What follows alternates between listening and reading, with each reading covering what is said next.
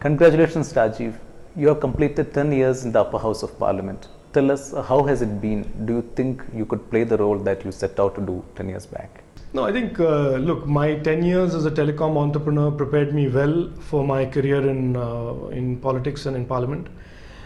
Nobody ever comes out of a 10-year stint and says that they are completely happy with what they've achieved.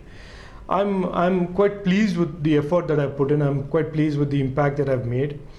And of course, as a person, I'm an impatient, always less than happy person about what I've achieved. So I would accept the argument that I could have done more, I should have done more, I must have done more.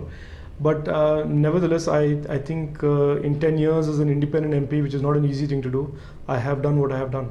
Incidentally, Jupiter Capital that you started just after BPL Mobile, that too has completed 10 years. That was in 2015. Right. So, yeah. How do you look at your 10 years as a private equity investor?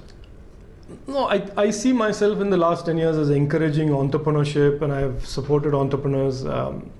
Again, I didn't, like in my first stint at entrepreneurship, I didn't really get into this from a point of view of making money or becoming richer. I got into this because I really believe in the concept of entrepreneurship. I believe in entrepreneurs.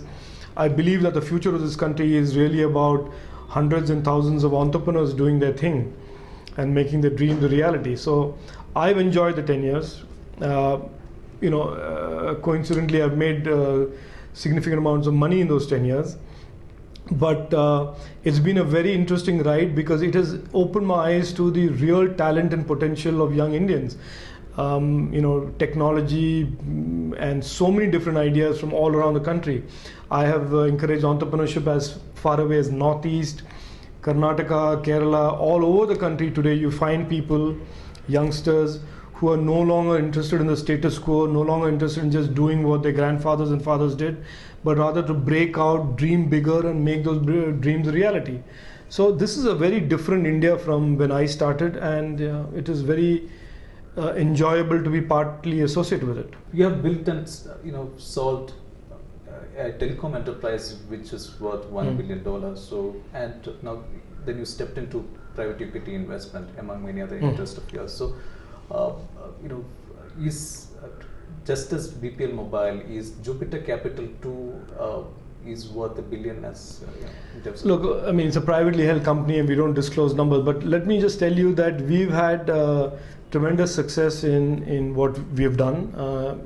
It's been a combination of hard work and luck and fate and all of that goes into investing.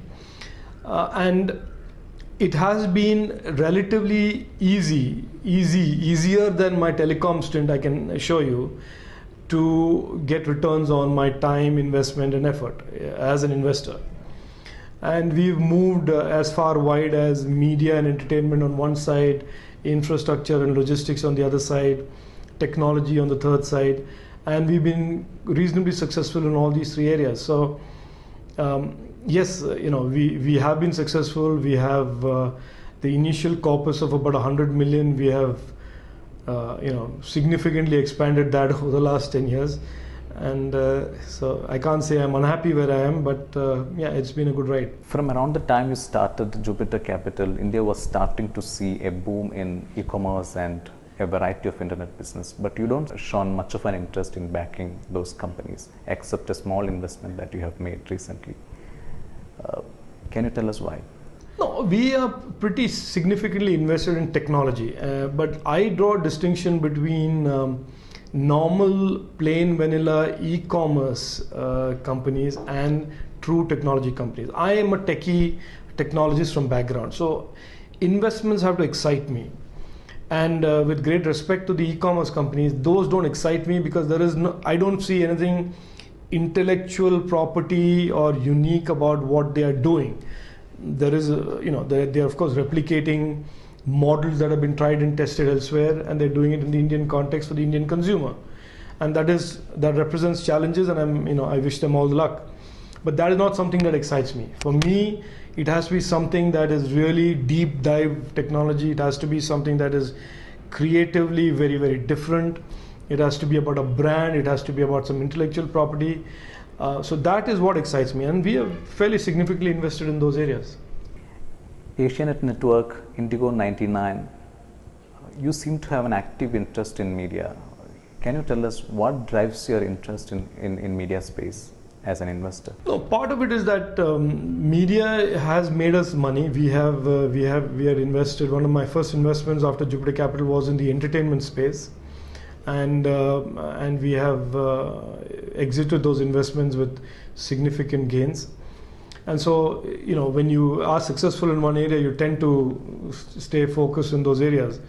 And I think the areas that we have invested in, which is television, broadcast television, music, English entertainment, are now being crossed over into the digital space. So we are at an interesting stage where some of our investments are traditional, valuable, very profitable, very successful, but are also making very successfully the leap into the digital space and taking all of these content into the digital space and therefore enlarging the audience.